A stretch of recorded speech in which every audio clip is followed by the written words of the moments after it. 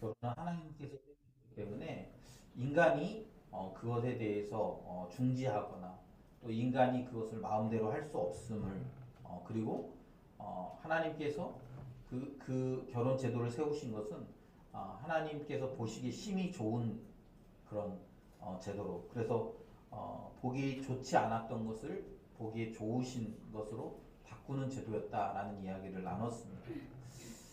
그렇게 보기에 좋은 결혼이었지만 그러나 인간들이 죄를 지음으로 말미암아 그 죄가 이제 사람들에게 영향력을 미치는 거죠. 그런데 여러분 죄는 이렇게 죄의 이게 심각한 문제 중에 하나는 그 전염성이 있습니다. 전염성. 죄는요 이렇게 전염을 시켜요. 그래서 이렇게 그 죄가 그 뱀에 의해서 가지고 있던 그 생각들이 하와에게로 전달이 되었고요. 그 하와가 가지고 있던 그 죄의 생각들이 아담에게 전달되고 또 그 죄의 생각들이 아담과 하와 이후에 오는 자손들에게 끊임없이 전달되어서 지금 살아가는 우리에게까지 그 죄가 전달되고 있다는 사실입니다. 그래서 죄의 무서움은 거기에 있는 거예요. 죄는 전달됩니다. 여러분 예를 들면 암 있잖아요. 암 무섭죠. 물론 무섭습니다. 암이 무서워요. 우리를 죽게 합니다. 그러나 암은 이렇게 자기 몸을 이렇게 해서 죽게 하지만 암 때문에 우리 사회가 마비되고 그러진 않잖아요. 그런데 여러분 최근에 우리가 최근 몇 년 사이에 겪은 코로나 생각해 보세요. 코로나. 전염성이 엄청나기 때문에 어떻게 합니까? 걸린 사람은 집에서 나오지도 못하게 하고. 여러분 우리가 그 근대 이후로 여러분의 인생의 주기 안에서 이게 뭐 예를 들면 정부가 통제해가지고 집 밖으로 못 나오게 몇 시 이후에는 집 밖으로 못 나오게 했던 경험이 있습니까? 우리는 전쟁 상황도 아니었는데 뭐 저녁에 10시 이후로는 뭐 집 밖에 나가지도 못하게 하고 뭐 2명, 3명은 이렇게 더 많은 숫자는 모이지도 못하게 하고 누구 결혼식 할 때도 결혼식도 못하게 하고 뭐 장례를 치를 때도 장례식장에도 못 가게 하고 사실 굉장히 무섭죠. 왜 그래요? 전염성이 있기 때문에. 여러분 그래서 죄는 전염성이 있다는 사실을 기억해야 합니다. 그리고 그 죄 때문에 우리는 하나님이 창조하신 그 아름다운 결혼 생활을 우리가 온전하게 누리지 못하게 되었다라는 거예요. 그래서 그 아담으로부터 시작된 죄가 지금 이제 우리가 살아가는 이 시대까지 오면서 하나님께서 창조하신 이 결혼이라는 아름다운 제도를 오염되고 왜곡된 제도로 만들어버린 거예요. 제가 지난주에도 이렇게 뉴스를 보면서 그런 생각이 들었습니다. 이렇게 뭐 예를 들면 일반인들이 이혼하면 뭐 뉴스에 나오지도 않지만 뭐 예를 들면 연예인이나 스포츠 스타나 이런 사람들이 이혼하면 뭐 뉴스에 많이 나오죠. 그런데 제가 이렇게 뉴스를 보니까 지난주에도 뭐 결혼한 지 2년이 채 안 된 연예인 부부가 뭐 합의 이혼을 뭐 종료했다 뭐 이런 기사들이 나와요. 왜 그렇습니까? 이 우리 안에 있는 죄로 말미암아 이 죄 때문에 서로를 있는 그대로 받아들이지 못하고 또 성경에서는 그 아름다운 상태를 벗었지만 부끄러워하지 않는다라는 표현으로 얘기하고 있는데 그 서로의 허물을 발견하면서 어떻게 됩니까?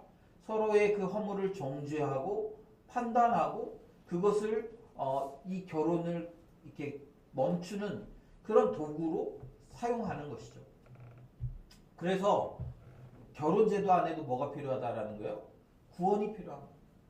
그래서 우리가 회심해서 우리 죄인인 우리가 회심해서 하나님을 깊이 경험하고 그 하나님을 알아가고 그러면서 우리가 성화에 이르는 것처럼 결혼제도도 처음부터 우리가 이게 처음부터 잘 해가는 것이 아니라 처음에는 우리가 서로 사랑하기 때문에 결혼했어요. 감정이에요. 그거는.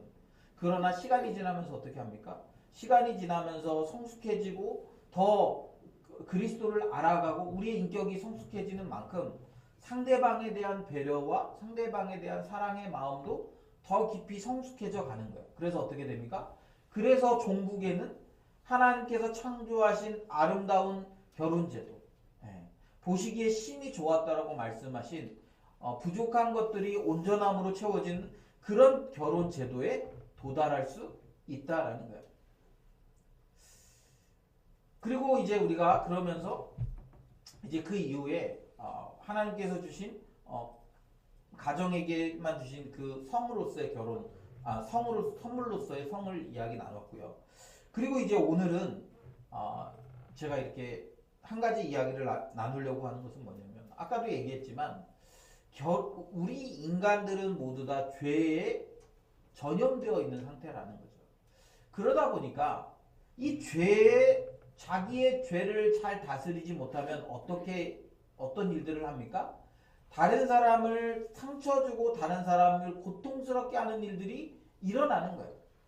그리고 어떤 사람들은 원치 않게 그런 일의 피해자가 되기도 하는 것이죠. 오늘 본문을 보면 오늘 본문은 이제 요셉의 아버지인 야곱이 죽음을 맞이했습니다. 그런데 그 야곱의 가정을 보면 여러분 야곱의 가정을 건강한 가정이라고 할 수 있겠습니까? 야곱의 가정에는 어떤 일이 있었어요? 야곱의 가정에는 편애라는 것이 있어요. 편애. 아버지가 유독 자기가 사랑하는 아내 라헬에게서 낳은 요셉과 베냐민을 유독 사랑했어요. 그래서 특히 요셉에게는 채색 옷을 입히고 형들은 나가서 막 양치고 이러는데 요셉은 집에서 이렇게 돌보면서 그에게 아버지가 많은 것들을 더 많이 베푸는 그런 편애가 하는 가정이었습니다. 그러니까 편애가 문제가 아니라 그 사랑에서 소외된 사람들이 있었다라는 거예요. 그리고 어떻게 했습니까? 그 사랑에서 소외된 형들이 자기의 동생을 아버지에게는 죽은 것 같다라고 얘기하고 이방 나그네들에게 팔아버리는 거예요. 종으로, 노예로. 여러분이 생각할 때 요셉의 마음에 상처가 있겠습니까? 없겠습니까? 우리가 아무리 생각해도 상처를 낳을 수밖에 없는 상황 아닙니까? 그런데 여러분, 야곱의 가정만 그렇습니까? 이삭의 가정은 어때요? 이삭의 가정은? 야곱의 아버지인 이삭은 어떻습니까? 이삭의 가정도 편애가 있잖아요. 이삭이 에서를 좋아합니다. 그런데 여러분 성경에 보면 이삭이 왜 에서를 좋아했을까요? 이삭이 왜 에서를 좋아해요? 약간 퀴즈처럼 되는 것 같은데? 아니 장남이어서가 아니에요. 네, 맞아요. 에서가 사냥한 고기를 좋아하는 까닭에 에서를 사랑했다라고 해요. 60파죠, 60파.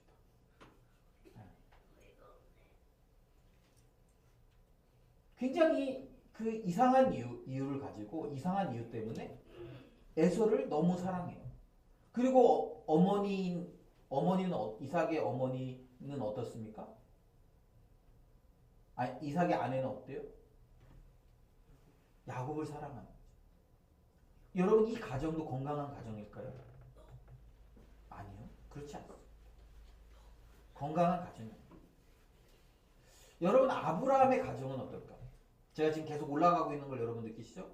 네, 지금 이제 야곱, 이삭, 아브라함이에요. 아브라함의 가정은 우리가 소위 믿음의 조상이라고 얘기하는 아브라함의 가정은 어때요? 건강한 가정입니까?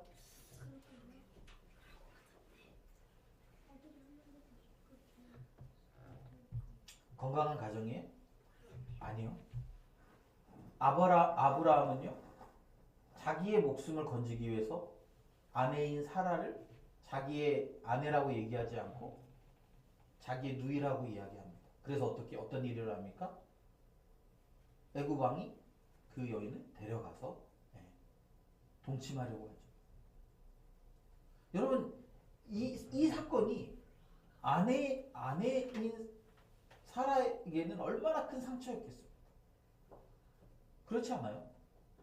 만약에 지금 생각해보면 남편이 아내를 아내라고 얘기하지 않아서 다른 사람이 아내에게 이렇게 계속 이렇게 추근대. 그러면 여러분 그게 건강한 가정이라고 할 수 있겠습니까? 또 어떤 일을 합니까? 자녀를 얻기 위해서 자기의 몸종인 하가를 남편에게 남편과 동침하도록 만들어요. 그리고 자녀를 낳으니까 어떻게 합니까? 또 학대하기 시작합니다.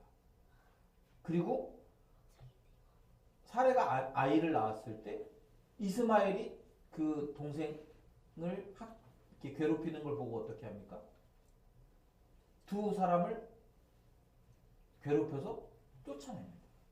여러분, 이게 건강한 가정입니까? 아니요. 앞에서도 얘기했지만 이 세상에 여러분 완벽하고 건강한 가정은 없습니다. 왜 그래요? 죄 때문에 그래요. 죄로 인해서 완벽하고 건강한 가정은 없어요. 그래 보이는 가정은 있을 수 있죠. 제가 이렇게 어떤 글들을 보니까 그런 얘기들이 있어요. 여러분, 인스타그램이나 이런 그 SNS를 보면 모든 사람들이 다 행복하지 않습니까? 심지어는 거기 보니까 거기는 죽음도 행복으로 포장해 놨더라고요. 그게 좋지 않은 것들은 써놓지 않아요. 그래서 그것만 보면 행복한 것처럼 보여요. 매일 여행 다니는 거 같고, 매일 맛있는 거 먹는 거 같고, 매일 막 좋은 시간들을 보내는 것처럼 보여지지만 그 이면에 있는 삶의 여러 부분들 안에는 죄로 인한 고통과 아픔이 있다라는 거예요. 그리고 어떻게 됩니까? 그 죄로 인한 고통과 아픔 때문에 건강한 가정이 되어질 수 없을 뿐만 아니라 결국에는 그 안에서 갈등하고 고통하면서 가정 안에서 관계가 깨어지더라는 거예요. 그리고 그런 관계가 깨어졌을 때 어떻게 합니까? 많은 사람들이 더 이상 결혼 생활을 유지하지 않으려고 하고 결혼 생활을 끝내려고 하는 것들을 보는 거죠.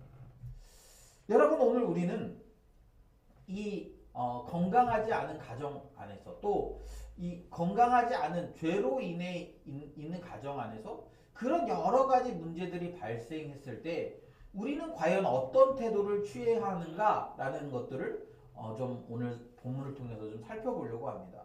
오늘 본문에서 이야기한 것처럼 형들은 이제 요셉을 이방 상인들에게 팔았습니다. 그래서 어떻게 됐어요? 요셉은 고생을 했어요.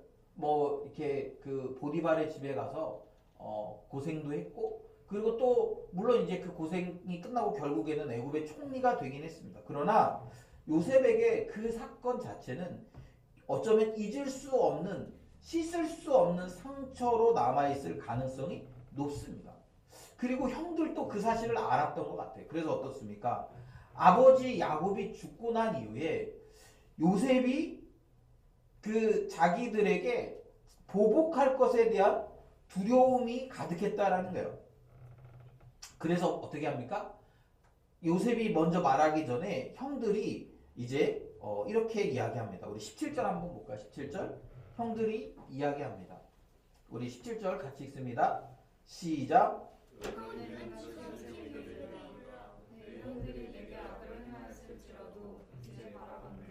그들의 허물과 죄를 용서하라 하셨나니 이 아버지 하나님의 종들인 우리 죄를 이제 용서하소서 하매 요셉이 그들이 그에게 하는 말을 들을 때 울었더라. 그러니까 여러분, 지금 형들은 자신들이 지은 죄 때문에 두려워하고 있습니다. 그리고 그 죄 때문에 두려워하는 것 플러스 뭐예요? 분명히 요셉이 우리에게 보복할 거라는 그런 마음들이 있는 거예요. 그 요셉은 충분히 형들을 보복할 수 있는 힘이 있잖아요. 그렇기 때문에 이 형들은 두려워했습니다. 그래서 어떻게 합니까? 아버지의 이름을 빌어서 아버지가 이렇게 얘기했다는 거예요. 아버지가 생전에 내 형들이 내게 악을 행하였을지라도 이제 그들의 허물과 죄를 용서라 했다 이거예요. 그렇기 때문에 용서해 주세요 이렇게 이제 얘기하는 거죠. 그리고 그 이야기를 들은 요셉은 울었다 이렇게 얘기합니다. 이 울음의 의미가 정확히 무엇인지 알 수 없어요. 그리고 진짜 야곱이 이런 얘기를 뭐 제 생각엔 했을 수도 있겠죠. 왜냐하면 야곱의 생각도 뭐 그런 생각이 있었을 테니까 아마 뭐 그런 얘기를 했을지 안 했을지 그건 잘 모르겠습니다. 그런데 지금 형들은 자신들의 생존을 위해서 지금 아버지의 말을 빌어서 용서받기를 구하고 있는 것이죠. 그리고 그래서 이제 18절에 보면 형들이 또 친히 와서 이제 이야기를 했던 것으로 그렇게 보여집니다. 그럴 때 요셉의 태도를 우리가 살펴봐야 돼요. 19절에 보면 요셉이 그들에게 이르되 두려워하지 마소서 내가 하나님을 대신하리이까 이렇게. 여러분 우리는 이 본문을 보면 요셉이 굉장히 마음이 넓은 사람이고 요셉이 굉장히 이렇게 그 대인의 면모를 갖추고 있다라고 그렇게 생각하기 쉽습니다. 물론 뭐 그런 부분들이 없지 않죠.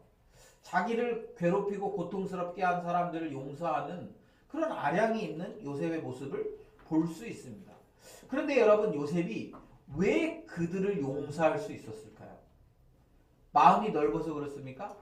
아니면 지금 자신이 성공했기 때문에 그런 거 있잖아요. 성공한 사람들이 베풀 수 있는 뭐 그런 그런 여유입니까? 오늘 본문은 그런 관점으로 보고 있지 않아요. 요셉이 뭐 대인이라든가 요셉이 성품이 되게 좋다거나 아니면 그가 지금 갖고 있는 여유 때문에 그렇게 했다거나 그런 관점으로 보지 않고요. 요셉은 지금 자신의 삶에 일어난 그런 그 사건들, 특별히 자신을 힘들게 하고 아프게 했던 그 사건들을 지금 어떻게 보는 거예요? 하나님의 관점으로 해석하는 거예요. 인간의 눈으로 보지 않습니다. 상황이나 현실의 눈으로 보는 게 아니에요. 지금 내게 일어난 사건은 형들이 나를 시기해서 나를 팔았어. 그래서 내가 힘들고 어려웠어. 이렇게 보지 않는 거예요. 어떻게 봅니까? 20절에 보면 이렇게 요셉의 인식이 이렇게 돼 있습니다.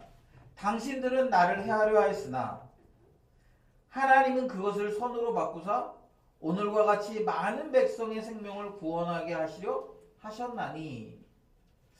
그러니까 형들이 한 행동 자체를 미워하진 않아요. 미워하진 않습니다. 그래서 당신들이 나를 해하려 했습니다. 이건 그냥 객관적인 사실이죠. 그러나 그 객관적인 사실에 뭘 더하는 거예요? 하나님의 관점으로 이 사건을 해석하는 거예요. 형들이 나를 해하려 했습니다. 그래서 사실은 형들 때문에 요셉은 죽을 위기를 경험한 거예요. 뿐만 아니라 굉장히 고통스럽고 아프고 상처의 시간들을 보낸 것도 사실입니다. 그러나 거기에 뭐가 첨가되는 거예요? 하나님의 시선이 그 안에 들어가 있는 거예요. 하나님의 계획이 그 안에 들어가 있는 거예요. 하나님은 그것을 선으로 바꾸셨다라는 거예요. 왜 그것을 선으로 바꾸셨습니까? 오늘과 같이 많은 백성을 구원하기 위해서, 그렇게 하기 위해서 하나님은 이게 인간의 악함을 선으로 바꾸셨다라고 그렇게 고백하고 있는 거예요. 그러면서 뭐라고 얘기합니까? 당신들은 두려워하지 마소서 내가 당신들과 당신들의 자녀를 기르리이다 라고 이야기하면서 간곡한 말로 위로했다라고 이야기합니다. 여러분 지금 요셉은요 자기가 힘을 가지고 있기 때문에 이 여유를 부리는 게 아니에요. 그는 간곡한 말로 지금 위로했다라고 이야기합니다. 이 말은 뭐예요? 진짜로 그렇게 믿는 거예요. 그냥 내가 잊어줄게. 너네들이 했던 과거를 내가 대인의 면모로 잊어줄게. 지금 그런 태도가 아니에요. 어떤 태도입니까? 그는 지금 이것이 진짜 사실이라는 것을 확신하고 있습니다. 그래서 이 사실을 나만 믿는 것이 아니라 형들도 이 사실을 믿었으면 좋겠는 거예요. 그리고 그것 때문에 진심으로 그들 안에 위로받기를 원하고 있는 거예요. 그냥 계속 앞으로도 계속 혹시 어떤 두려운 상황이 생길 때마다 야 요셉이 나를 죽이려고 하는 거 아니야? 요셉이 나를 또 힘들게 하지 않을까? 요셉이 과거에 내가 했던 행동들에 대해서 자기 마음이 바뀌면 보복하지 않을까? 이런 두려움을 지금 두려움을 갖지 않도록 하기 위해서 어떻게 하는 거예요? 이것이 진짜 하나님께서 행하신 일이고 그 사실을 나는 지금 믿고 있기 때문에 당신들의 당신들이 한 행동들 그런 것들에 대해서 전혀 아무런 그런 뒤끝이 남아있지 않다라는 것을 지금 설명해주고 그들을 이해시키고 있는 거예요.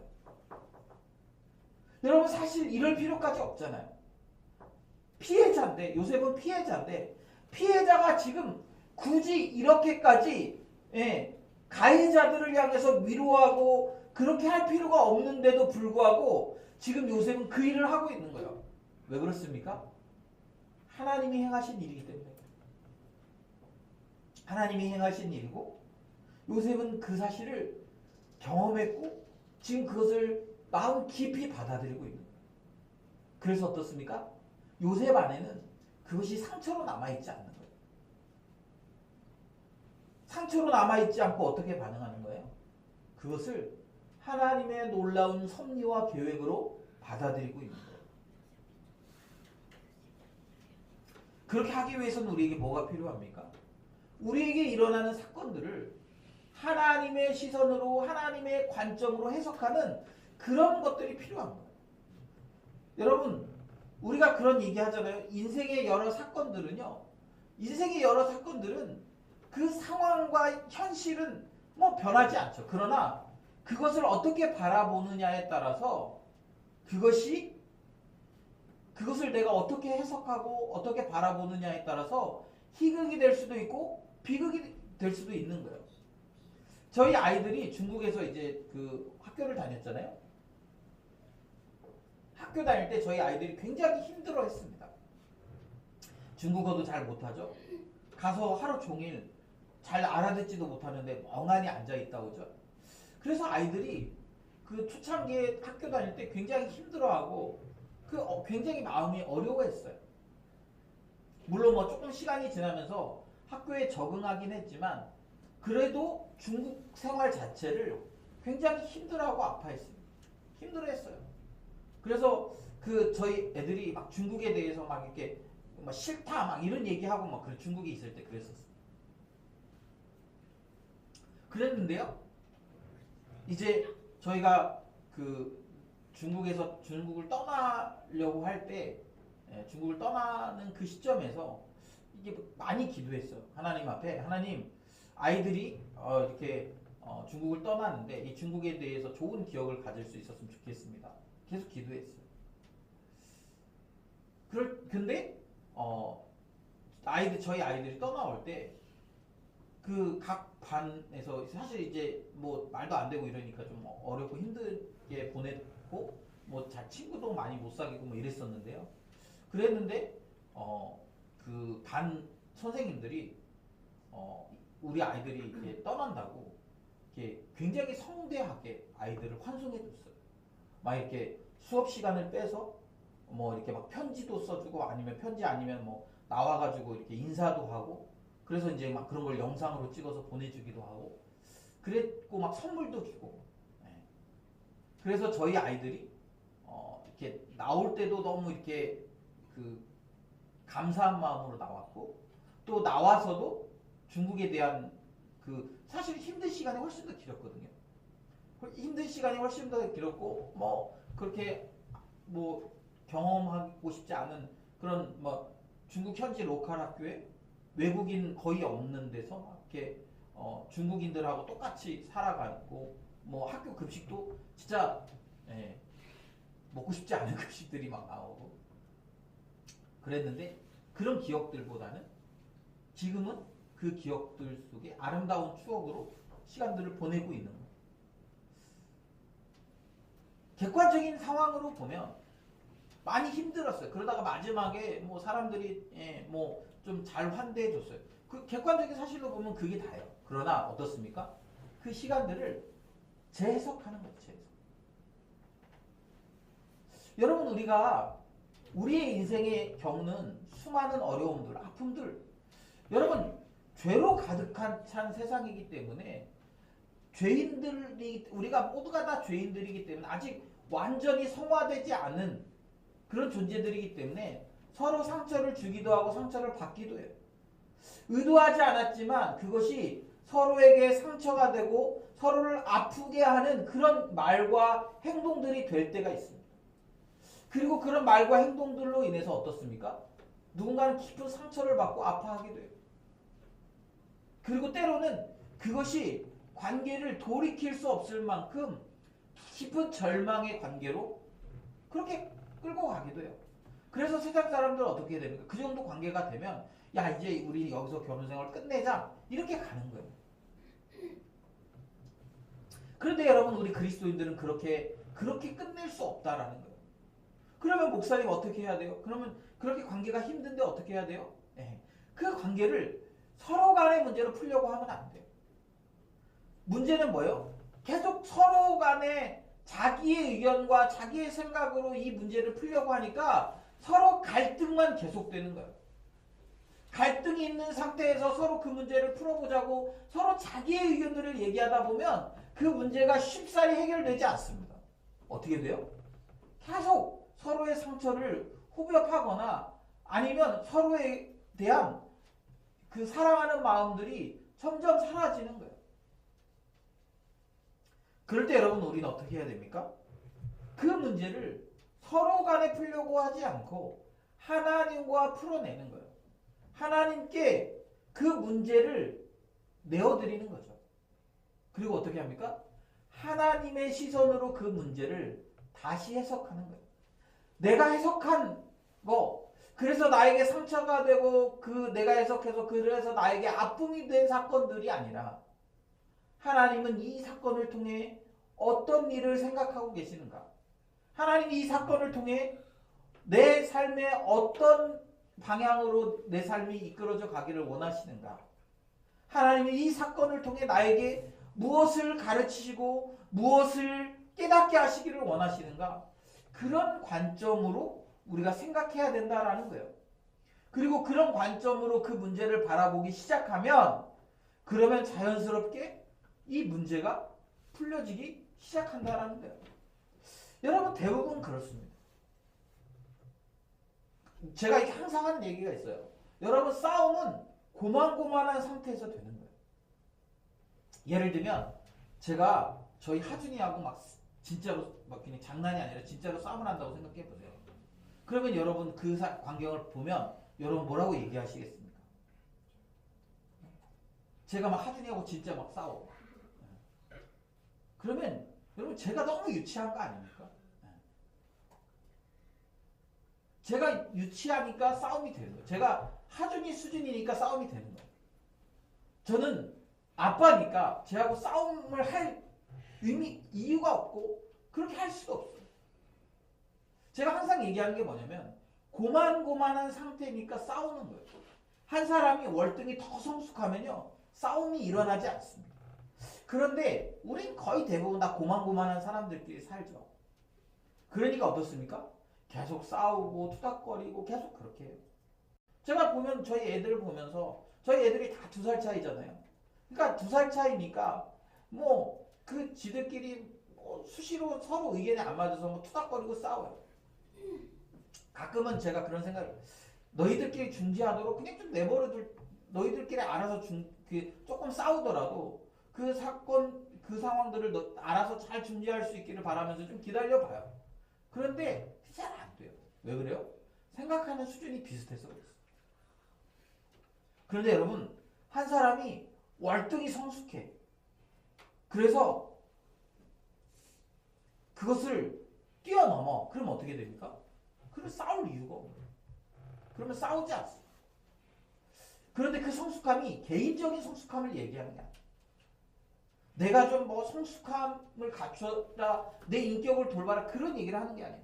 여러분 그런 걸로는 결국에는 그 어떻게 되냐면 내가 잘났고 너는 못났어. 그러니까 내가 그냥 참아줄게. 이렇게 되는 거예요.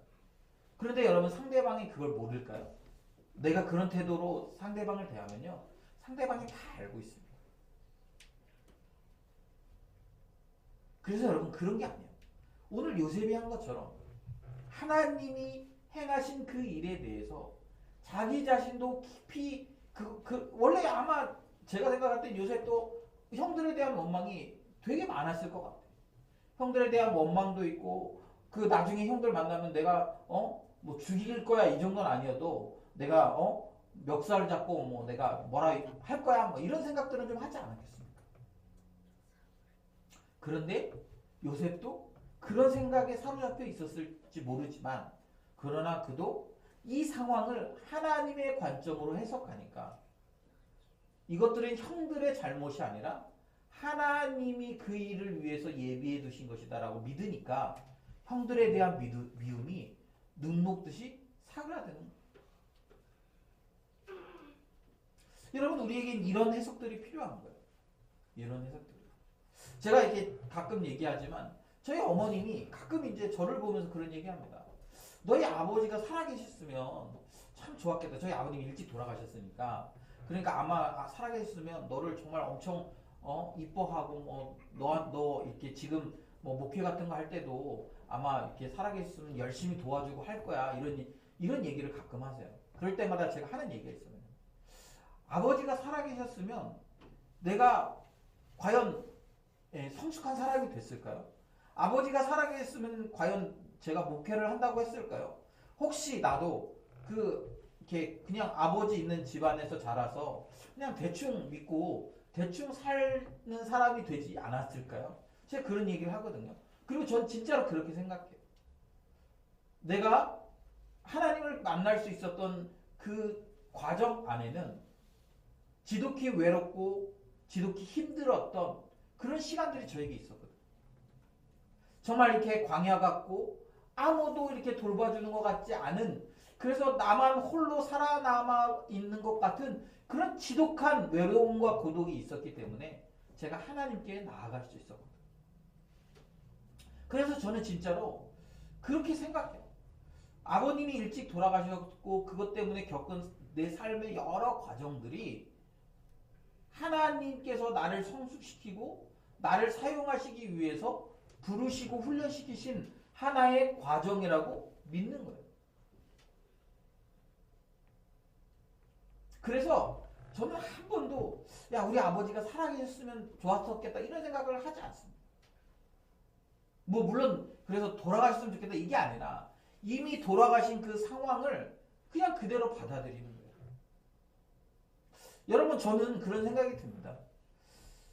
뭐 사실 이게 결혼 관계 안에서 뿐만 아니라 우리가 때로는 가정의 구성원으로 자녀로 살아가면서 아니면 때로는 부모로 살아가면서 아니면 뭐 여러 관계로 살아가면서 여러분 우리 안에 그런 상처와 아픔들이 있지 않습니까?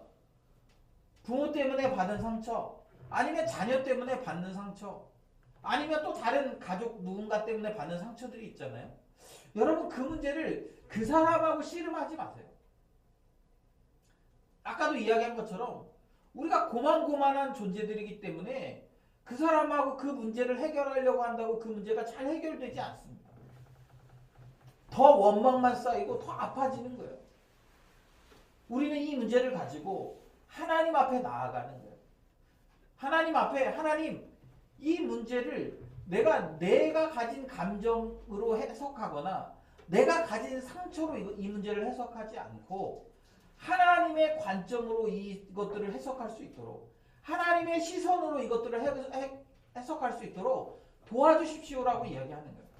그리고 그렇게 하나님이 해석할 수 있도록 도와주셨을 때 비로소 나에게 상처를 줬던 사람들에 대한 그런 용서가 되어지는 거예요. 내가 용서하려고 노력한다고 되어지는 게 아니에요. 내가 막 용서해야지, 내가 이해해야지. 여러분, 만약에 내가 용서하고 이해할 만큼의 그런 성숙한 사람이었으면 애초에 그런 상처도 받지 않았을 거예요. 그런데 문제는 뭐예요? 내가 그렇게 할 만큼의 존재가 되지 못해요. 내가 그렇게 할 만큼의 그런 성숙도가 나에게 없어요. 그러니까 상처받았고, 그러니까 관계가 깨어졌고, 그러니까 아팠어. 그럴 때 하나님 우리에게 어떻게 하길 원하십니까? 그럴 때 하나님께서는 하나님께 나아가서 우리 그 사건이 내 인생에 왜 일어난 사건인지 하나님 이 사건을 통해서 어떤 의도를 가지고 있고 어떤 계획을 갖고 계신지를 하나님의 시선과 하나님의 관점으로 해석하기를 원하고 계신다라는 거예요. 그렇게 해석할 때 세상 사람들과 전혀 다른 방식으로 우리가 살아갈 수 있는 거죠. 여러분, 만약에 세상 사람들이었으면 아마 자기를 그렇게 괴롭힌 형들을 아마 굉장히 괴롭히고 못 살게 굴었을 가능성이 높아요. 아니면 그렇게 하진 않더라도 굉장히 높은 자리에 서서 그 낮은 곳에 있는 형들, 자기 앞에 납작 엎드려 있는 형들을 그렇게 막 이렇게 조롱하거나 비웃으면서 살아갈지도 몰라요. 이게 세상의 방식이죠. 그러나 요셉은 그렇게 하지 않습니다. 요셉의 개인이 뛰어나서 그런 게 아니에요. 하나님의 관점으로 이 사건과 자기 인생을 해석해내니까, 그러니까 달라지는 거죠. 사랑하는 여러분, 저는 우리가 우리의 인생에 일어나는 이런 사건들을 그렇게 해석하는 관점들을 여러분들이 좀 빨리 배우셨으면 좋겠습니다. 나한테 내가 상처받거나 나에게 불편하거나 그런 관계가 생기거나 그런 일들이 생겼을 때 질문을 던지셔야 돼요. 하나님은 이 사건을 통해 어떤 일을 하길 원하시는가? 하나님 이 사건을 통해 나에게 무엇을 말씀하길 원하시는가? 하나님 이 사건을 통해 어떻게 이 사건을 이끌어 가시기를 원하시는가를 질문을 던지셔야 돼요. 하나님의 시선으로, 하나님의 관점으로 그걸 바라보는 거예요. 그렇게 되면 우리 안에 있는 원망과 불평이 사라지고 용서하고 이해하고 심지어는 진심으로 위로해 줄 수 있는 그런 마음들이 우리 안에 생겨난다라는 것이죠. 여러분, 이것이 내가 막 노력해서 되는 게 아니에요. 주님이 우리를 만지실 때, 주님의 시선으로 우리가 이 사건들을 볼 때 그게 가능한 일이죠. 저는 여러분들이 그런 시선을 가졌으면 좋겠습니다. 주님의 시선으로 여러분의 인생을 보셨으면 좋겠고요. 주님의 시선으로 여러분의 마음을 보셨으면 좋겠고, 그래서 주님이 나를 어떻게 만지시는지, 주님이 내 인생을 어떻게 이끄시는지, 그래서 여러분 이렇게 상처